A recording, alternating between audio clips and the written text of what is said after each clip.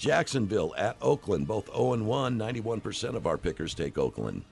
In a game that is only important to those two cities, pick Oakland on 12 prior. Now we got the brothers, both coming off 400-plus throwing games. Denver at the Giants. It's early in the season for it to be a must-win, but this is almost a must-win for the Giants. I think Eli shows up. I think Eli shows up on this one, and I think the Giants get Denver. Eli, when I watch Eli take on his brother, it seems like Eli's the one who comes out victorious, man. Really? After the performance Peyton had last week, you're picking the Giants? You can only go in one direction after 7 touchdowns, Alan. It is down, and New York is the place for it. Yeah. No, I've never used it before, but I have a cold today. Do you think a strain of Peyton Manning marijuana would help me today? Absolutely. I love that. Yes, it would. Is that funny? They named a strain of marijuana after Peyton Manning in Denver? That's awesome. I saw that. It was brilliant. Pittsburgh travels to Cincinnati. In probably in one of the two. I mean, there's 3 elite games this week. This is that Denver Giants game is one of them. Pittsburgh and Cincinnati. I think Cincinnati announces itself as a major threat to the title. I like what they're doing defensively. I mean, they got Harrison and company. And if you don't think James Harrison is going to have the game of his season by beating up his former team Pittsburgh on Monday night, you are insane. Ben Roethlisberger better get some bubble wrap or find somebody to preoccupy James Harrison. This could be an ugly day for Pittsburgh. And they'd start out the season 0-2. This will be the game we have at Leatherheads on Monday night. Everybody join us. Now the game we have to actually pick the score in the tiebreaker. San Francisco at Seattle, both 1-0. This is tough for me because Seattle hasn't. I mean, they had a nice run. They found a way to beat San Francisco at home the past couple of years.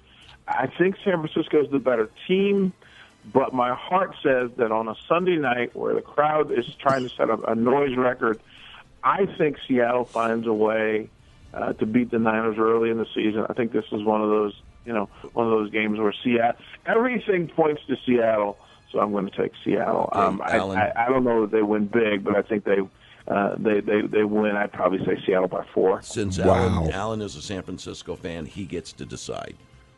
Take him or leave him. I think everything DP said is right. I just can't not pick my team. Give me a score then. I mean, he picked Washington and Green Bay. I can take San Francisco and Seattle. That's kind of the point. If you're gonna take a loss, you take one for your guys. You roll with your guys, and you feel good about it. There's never anything wrong with rolling your guys, especially when it doesn't involve betting money. Yeah, because I honestly think, I mean, with the way they played last week and everything that they've done over the past 2 seasons, it's pretty much a wash. And if you throw it in Seattle, I would have to give the edge to Seattle, but I can't. Then give me a score. Ooh. So can I pick San Francisco but give you the score the other way? Actually, yes. I don't know if it'll let me log. I don't think it will. DP, what's the score then? He said by 4. I think there's a ton of points because it's that kind of game. I'm going to say 27-21. No, 27-23 Seattle. Okay, I'm going to go the other way on that and go 27-23 San Francisco because Alan gets to decide on that. Yeah. Now, I did not take Washington over Green Bay, but I guess I got to change that because DP gets the choice on that. No. Like I said, if I were a betting man and I had to put money on this thing, my money makes me tell the truth.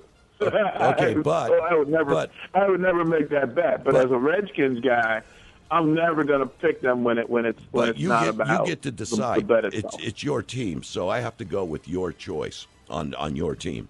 And you picked Washington, so I'm going to take Washington. I like the week that they've had. So I have the insider in that being able to watch a team go to work each week, and I think they've had a really good week. I've got a feeling that Minnesota is going to surprise us this weekend, but I'm going to give up. I'm going to give it up and take Chicago. No, you never. Here's the rule should be that you always, for Jimbo, you take the Patriots each week unless they're playing one of the other teams. You always take San Francisco. You always take Minnesota. And we always take Washington. And then I'm always going to take Washington. So just understand that from a fan standpoint, as you're listening to the show, understand that we're always going to pick those 4 teams. Then what I want you to do, DP, is of all the games, who do you think for sure is going to win?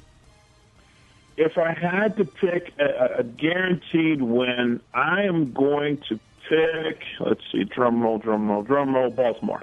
Baltimore, okay, we'll take Baltimore. That's a good one to get, because our game goes, you have to pick them as the lock to win, but then you can't use them again through the season. So let's take Baltimore now. If it's not to use them again the rest. But that's a good one though for over the Browns. Yeah, that's good. Yeah. I mean, early in the year, get a guy that no point of being eliminated. I'd say go ahead and take. You know what? If I'm going to do that, I'm going to take Oakland. How about that? Well, that's a good one. That's a good one too, because I don't know when Oakland's going to be. Lock for sure again. You get them out of the way. Okay, let me see if I can change it. Let me go to Oakland here. Now, who did Oakland play again? And let me see if I can Jacksonville. Oh yeah, please change it. Okay, I did, and I hope it let me change. We're still in the Survivor game after 1 week, so we'll go with that. Okay, right on. We're done. We're good. All right, DP, we've got local college sports. Let me go through that real fast. Utah State finally gets to play at home against Weber State. Utah at home against Oregon State. BYU has a bye this weekend as they prepare for Utah next week. What a great win for the Aggies against Air Force, and a dominant performance. And again, I think as you introduce yourself back to the Mountain West Conference, that Utah State could actually run the table. They're a problem to scheme against, and I loved how they looked against Air Force. So did I. That's a big win. That's a big win. I don't care who you are when you go and you beat Air Force. Okay, that. Now here's the question: 2 dominating wins, BYU and Utah. Which one to you stands out more? BYU. Which one? Which one? BYU's win over Texas or Utah's win over Weber State? I love what BYU did against Texas, and to have Hill after just a not so impressive performance out here in Charlottesville to come back and handle that against Texas. Again, I was saying BYU's success against Texas isn't a surprise. That's twice they've gotten them in the last couple of years. So there's something about it that says that BYU, if you're Texas, take BYU off the schedule because you don't do well against them. Exactly. A much more impressive win by BYU than the win that Utah had over Weber. Especially if you're a defensive coordinator. Take BYU off their schedule. Or an ex-defensive coordinator. No kidding. Awesome. What other big matchup in college football do we have this weekend? The game that everybody's talking about and the guy that everybody is talking about is the Texas A&M Alabama game, where, of course, last year it was Johnny Manziel's introduction to the nation. It was the one that started off the Heisman campaign. They got in front of Alabama early. Alabama had to turn into a passing team. That's not their forte. This year, and they do that now. This year, it's down in Texas.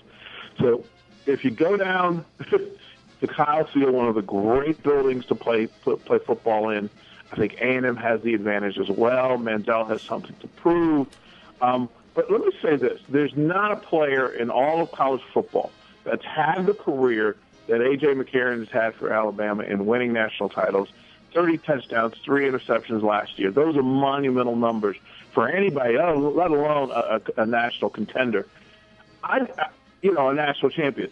I don't know that Texas A&M wins, but it'll be the best game to watch this weekend. And I kind of think that McCarron has a chip on his shoulder to say, yeah, you're the Heisman Trophy winner, but I'm still going to be the guy that decides how this game plays out.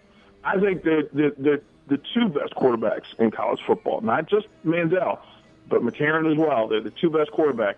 I still like A&M at home, just from the energy. I think that'll be enough. That 12th man down in Kyle Field will be enough for them to get a win. But that's the game to watch. The 2 best quarterbacks in college football. All right. What else do we got to look for this weekend?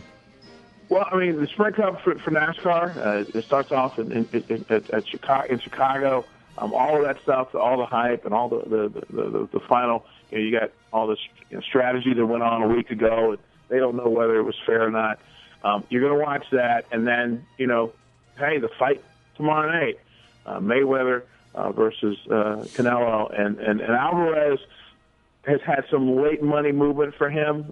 Folks have started to bet on him a little bit. I'm never going to bet against Floyd Mayweather, ever. The guy's never lost, no matter who they put in front of him.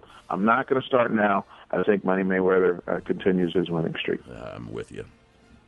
Thank you, DP. Have an awesome weekend. Have a great weekend, guys. See you, bro. That's your Freak Show Sports with DP on K-Bear 101.